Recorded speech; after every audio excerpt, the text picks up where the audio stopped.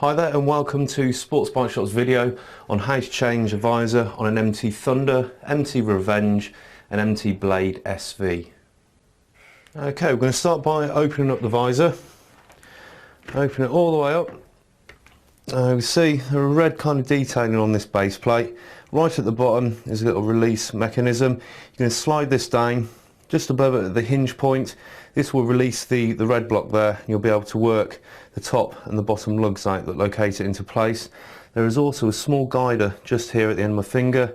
We need to dislocate that as well. That will allow the whole visor to be removed. So I'm going to pull this down like so and just work all three, 1, 2, 3 lugs out of place. If you spin the helmet around, do exactly the same on this side. So I'm going to pull this little lever down and all 3 lugs need to come out. There we go.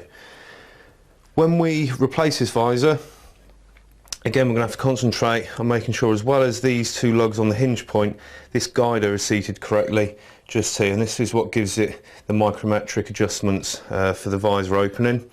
So to start off with, just going to line everything up where you think it needs to be, like so.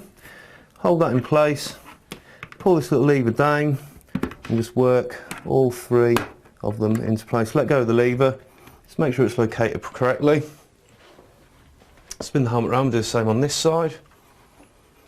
Again, just line it up where you think it roughly needs to be, hold it in place, pull this little lever down and just work everything where it needs to be. Give a little push, just make sure it's all located correctly. Open and close the visor. Just make sure it's seated correctly on the visor seal. If it protrudes anywhere, then just double check the 3 lugs that I mentioned, because one of those will not be seated correctly. There we go. So that's how we change a visor on an MT Thunder, an MT Revenge and an MT Blade SV.